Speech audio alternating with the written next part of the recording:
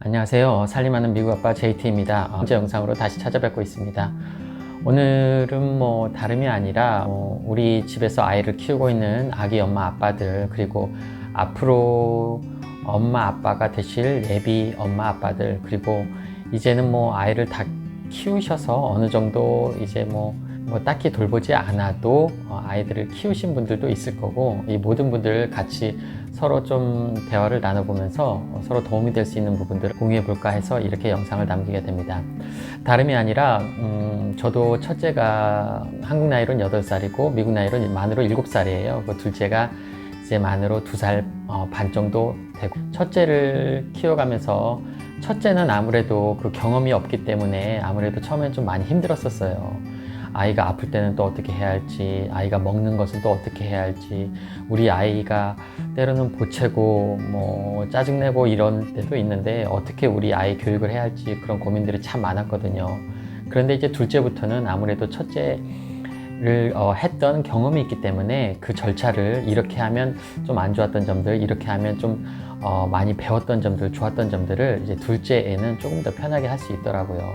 그런데 첫째도 마찬가지고 둘째도 마찬가지고 힘들었던 순간은 다 똑같았던 것 같아요. 아시겠지만 100일이 되기 전까지는 아이가 잠을 자지를 않잖아요. 밤새도록 4번, 5번, 6번 말 그대로 1시간 자고 또 조금 있다가 또 깨서 한 30분 동안 모유를 먹일 경우에는 엄마 모유를 먹고, 또 우리 아기들 또 힙컵도 시켜야 하는 거잖아요. 또 우유 먹고 나서 등도 두드려주고, 등도 두드려주는데 또 어느 정도 시간이 걸리고, 또 다시 또 재웠다가 또 일어나고, 거의 우리 100일까지는 상당히 너무 힘들고 정말 지옥 같은 시간이죠. 그런데 또 100일이 지나고 나면 언제 그랬냐처럼 아이가 또 밤에 3번, 4번 깰 정도로 3번, 4번 깨는 것도 많이 깨는 거긴 한데 그 전에는 1시간에 한 번, 어떨 때는 30분에 한 번씩 깨기 때문에 거의 잠을 잘 수가 없죠. 그런데 100일 지나고부터는 그렇게 달라지더라고요. 다들 아시죠? 그래도 경험이 있으신 분들은 제 말씀에 좀 공감을 할 거예요. 그러다가 이제 아기가 어느 정도 개월수가 지나다 보면 밤에 한 번 깬다든지 2번 깬다든지, 지금 우리 아이는 2살 반인데 그래도 밤엔 한두 번씩 좀 깨기는 하는 것 같아요. 자다가 보면 또 엄마를 찾기도 하고 그러는데, 아무튼 그런 힘든 과정을 엄마 아빠들이 겪기 때문에 우선 사람이 밤에 잠을 못 자면 엄청나게 힘들잖아요. 그렇다 보니까 그런 힘든 상황을 겪고 나서부터 좌절하기도 많이 좌절하고, 또 우울증에 걸리기도 하고, 또 엄마들 같은 경우에는 자기 뱃속에 있다가 또 아기를 낳고 나서 아기가 또 태어나자마자 뱃속에 있었을 때도 힘들었는데, 아기가 태어나서조차도 또 밤에 잠을 못 자고 아기를 또 챙기고 하루 종일 또 보채고 안고 있고, 또 집안 살림도 해야죠. 아기 또 밥도 차려줘야지. 또 가정주부이신 분들은 또 남편분들도 또 챙겨드려야지. 또 저같이 집에서 살림하는 남편분들은 하루 종일 또 아기를 안고 돌보다가 와이프분 또 돌아오시면 와이프분도 또 챙겨드려야죠. 얼마나 힘든 순간들이 많았겠어요. 그래서 제가 오늘은 이 이야기를 좀 하고 싶은 부분들이, 아이를 둘을 키워가면서 저도 솔직히 말씀드리면 웃으실 분들도 있을 거예요. 근데 산후 우울증처럼 저도 우울증이 오더라고요. 저도 둘째가 첫째를 키우고 나서도 조금 그런 게 있었는데, 둘째가 한 1년 정도 지났을 때 심각하게 제가 우울증을 왔어서 상담 치료를 받을 정도로 많이 힘든 순간이 있었어요. 그때는 한국으로 돌아가서 조금은 제가 지금 미국에 살고 있으니까 한국으로 돌아가서 많은 좀 정서적인 힘도 얻었고, 우리 가족들로부터 많은, 또 친구들로부터 많은 힘을 얻기도 했었는데, 아마 저 같은 분들도 많을 거라고 생각해요. 저조차도 남자인 입장에서도 그런데 아이를 뱃속에 10달 가까이 이렇게 돌보다가 또 아기가 태어나서도 이렇게 아기를 돌보다 보면 아마 엄마들도 산후우울증도 마찬가지고 힘든 순간들 때문에 좌절하고 너무나도 힘든 순간들이 많았을 거라 생각됩니다. 그래서 저도 아이를 키우고 나서 조금은 노하우가 생겼던 것 같아요. 아기를 키우고 나면 다 전문가가 된다고 하잖아요.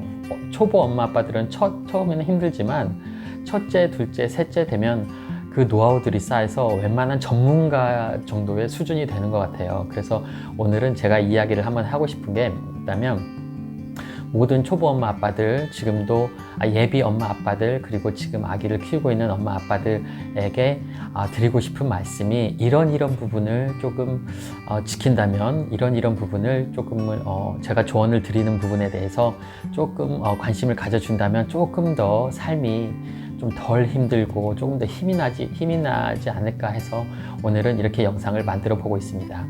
우선은 첫째는 제가 너무나도 크게 생각했던 게, 제가 너무나도 많이 느꼈던 게 첫 번째 이 부분이었어요. 자존감을 갖자, 이런 부분입니다. 자존감이라는 게 뭐겠어요?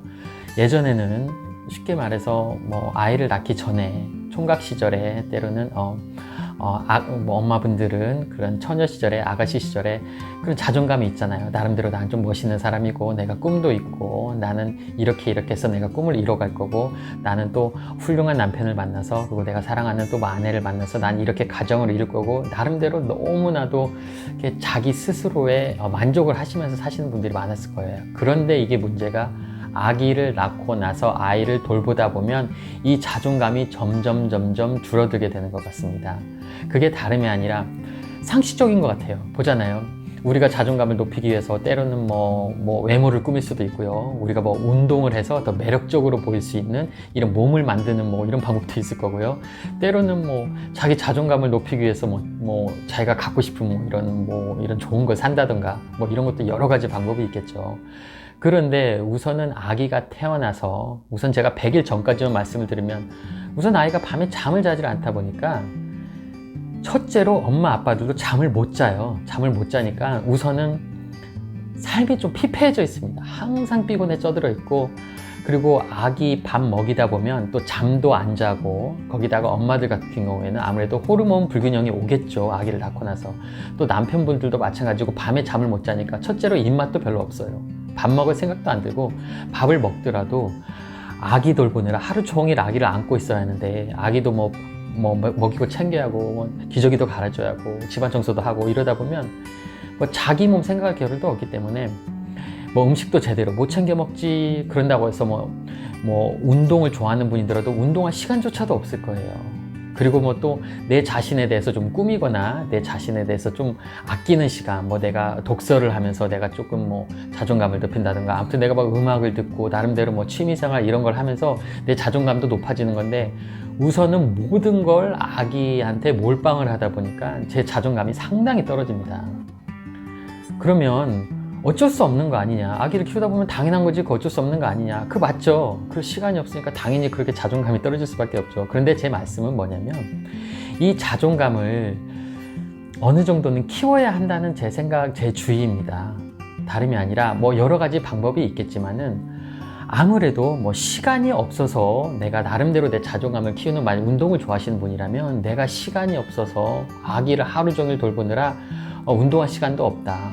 그래서 내가 자존감이 떨어진다. 이 자존감이 또 떨어지기 때문에 우울증도 오는 거고, 왜 나는 아기를 낳고 나서 내 얼굴도 더 못생겨진 것 같고, 얼굴도 푸석푸석해진 것 같고, 주변 친구들 보니까, 아직 아이 낳지 않은 친구들 보면 뭐 좋은 옷 입고 뭐 예쁘게 꾸미고 나가서 밖에서 뭐 재밌게 여가 생활도 즐기고 하는 것 같은데, 나는 하루 종일 알만 보고 있고, 나는 왜 이러고 살지? 이런 생각이 충분히 이해가 돼요. 그렇기 때문에 제가 말씀을 드리는 게, 이 자존감을 높일 수 있는 방법이, 제가 생각에는 억지로 조금 시간을 내야 한다고 생각을 해요. 이런 부분은 남편분하고 또 아내분하고 좀 상의를 해서, 당연히 두 분 다 힘들죠. 그런데 이런 자존감이 떨어지면 이런 우울증도 오고 모든 삶이 좀 낙이 없을 거예요. 괜히 기운도 빠지고 하루 종일 애만 보고 있다 보면 괜히 이상한 생각도 많이 들고 우울한 생각들도 많이 들고, 그러다 보면 또 남편한테 전화해서 집에 언제 들어와, 짜증도 날 수밖에 없는 거고, 또 일하시는 아내분들도 집에 있는 남편분들이 저처럼 애를 보시는 분들은 당연히 또 아내한테 전화 걸어서 오늘 어쨌는데, 오늘 너무 힘든데, 자꾸 그러다 보면 또 부부끼리도 싸움이 일어나고 그렇기도 하겠죠. 그래서 제 생각에는 남편분하고 와이프분하고 좀 상의를 해서 각자의 시간을 좀 내서 원하는 취미생활이라던가, 원하는 뭐 운동을 한다던가, 원하는 뭐 영화라도 보러 간다던가, 뭐 다른 친구를 만난다거나 해서 조금은 자기 자존감을 높일 수 있는 방법을 찾았으면 해요. 그러면 누군가는 희생을 해야겠죠. 엄마든 아빠든. 그러면 우리 와이프도 고생하고 나도 고생하는데 어차피 그냥 둘이 고생하는 게 낫지 않냐? 저는 그렇게 생각하지 않습니다.